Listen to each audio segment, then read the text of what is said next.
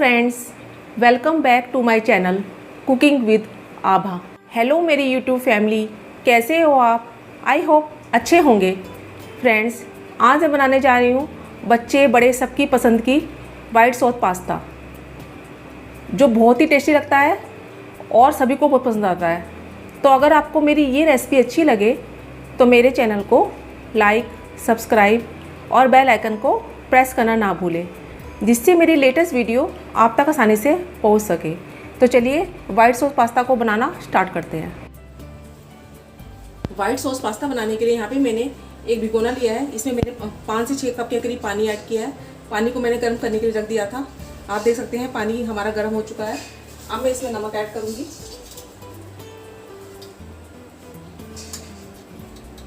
ये मैं आधा चम्मच के करीब नमक ऐड कर रही हूँ और 1 चम्मच के करीब मैं इसमें ऑयल ऐड करूँगी, जिससे जो हमारे पास्ता है वो चिपकेंगे नहीं। और यहाँ पे मैंने 2 कप के करीब पैनी पास्ता लिया था, इसको इसमें डाल देंगे बॉईल करने के लिए। आप इसे अपने हिसाब से कम ज़्यादा कर सकते हैं। एक बार इसे अच्छे से मिक्स कर देंगे और गैस का फ्लेम मैंने हाई कर रखा है।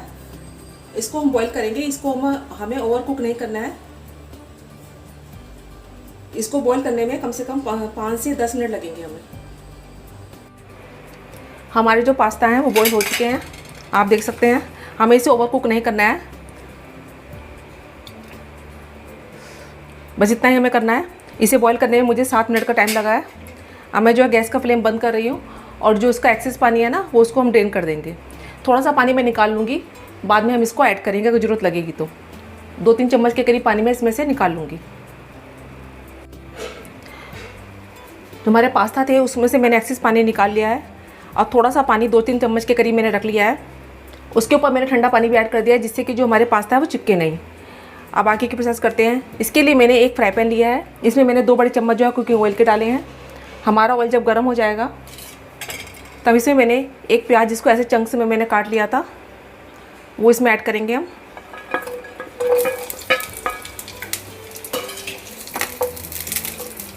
और कुछ सब्जी ऐड करेंगे इसमें हम। इसमें मैंने आधी शिमला मिर्च, आधी गाजर और 2 से 3 चम्मच जो है कॉर्न के लिए हैं, वो सब सब्जियों को इसमें मैं ऐड कर दूंगी।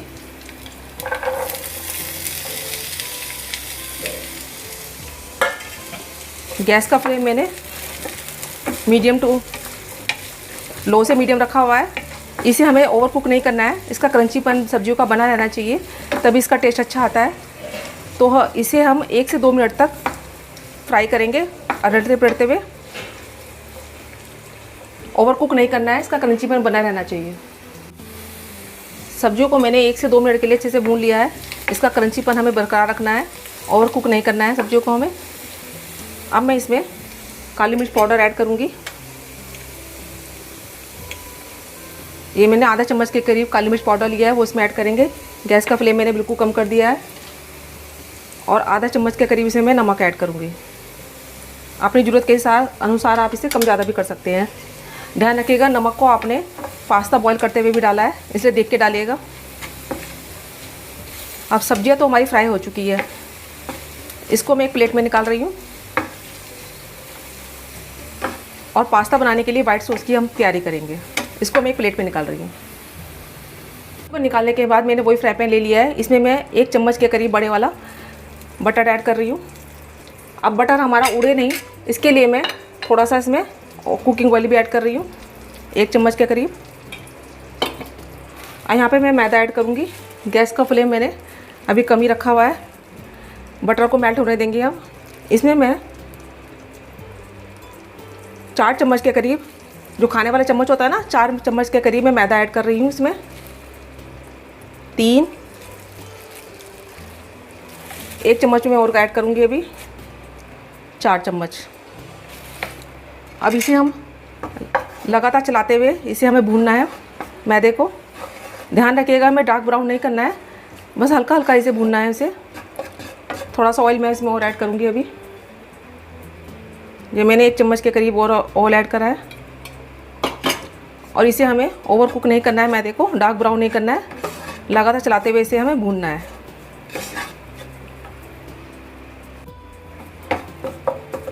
मैदे को मैंने हल्का हल्का भून लिया है। इसको हमें डार्क ब्राउन नहीं करना है, बस हल्का सा इसका कच्चापन निकल जाए इतना हमें करना है।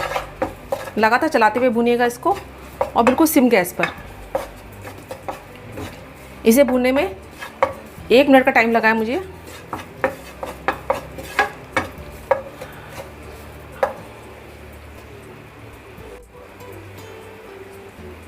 मैदा हमारा भुन चुका है। इसमें मैं एक कप के करीब दूध ऐड करूँगी। इसे मैंने पहले नॉर्मल टेम्परेचर पर रख दिया है। ध्यान रखिएगा फ्रीज से निकलकर एकदम मत डालिएगा इसको। और इसे हमें अब लगातार चलाते हुए, जब तक ये गाढ़ा नहीं हो जाए, जब तक इसे लगातार चलाते हुए हमें भूनना है इसको दूध के अंदर। आप देख सकते हैं जो मैंने पहले दूध डाला था वो गाढ़ा हो चुका है। अब मैं 1 कप करीब और ऐड करूँगी इसमें। दूध को रूम टेम्परेचर पर रख कर ही डालिएगा, सीधा फ्रीज में से निकाल कर मत डालिएगा। अब इसे हमें लगातार चलाते हुए भी, जब तक ये गाढ़ा ना हो जाए, जब तक इसे लगातार चलाते हुए हमें भूनना है। आप देख सकते हैं ये स्मूथी टेक्सचर हो गया है इसका। ध्यान रखिएगा इसमें जो बीच में लम्स नहीं पड़ने चाहिए, नहीं तो उसका टेस्ट अच्छा नहीं आएगा। बिल्कुल क्रीमी टेक्सचर हो गया है इसका। अब मैं इसमें कुछ मसाले ऐड करूँगी। गैस का फ्लेम मैंने बिल्कुल कम कर दिया है जिससे ये जले नहीं। आधा चम्मच के करीब इसमें मैं काली मिर्च पाउडर डाल रही हूँ। चिली फ्लेक्स डालेंगे इसमें हम। ये आप अकॉर्डिंग टू टेस्ट ऐड कर सकते हैं इसमें। ये मैं आधा चम्मच के करीब चिली फ्लेक्स ऐड कर रही हूँ इसमें। नमक, जो हर्ब्स होता है, पिज़्ज़ा सीजनिंग हर्ब्स होता है जो मिक्स हर्ब, वो इसमें ऐड कर रही हूँ मैं आधा चम्मच के करीब। सब चीज़ें अपनी ज़रूरत के अनुसार आप कम ज़्यादा कर सकते हैं। और आधा चम्मच के करीब इसमें नमक ऐड कर रही हूँ। नमक देख के डालिएगा, पहले भी हम ऐड कर चुके हैं नमक को। और सब चीज़ों को अच्छे से मिक्स कर देंगे हम। गैस का फ्लेम मैंने अभी बिल्कुल कम किया हुआ है।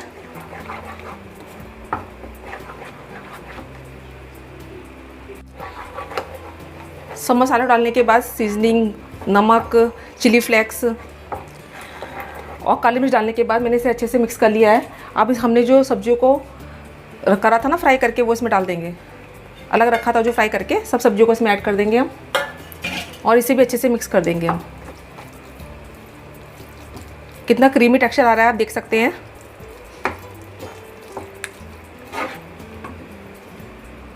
जो को मिक्स करने के बाद जो हमने पास्ता को बॉईल करके रखा था ना, वो इसमें ऐड करेंगे हम सारे पास्ता को। और इसे भी हल्के हल्के हाथ से हम मिक्स कर देंगे।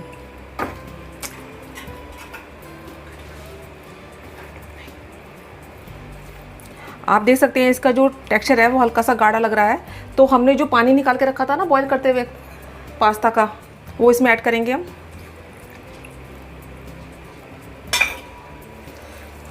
और इसे अच्छे से मिक्स कर लेंगे हम।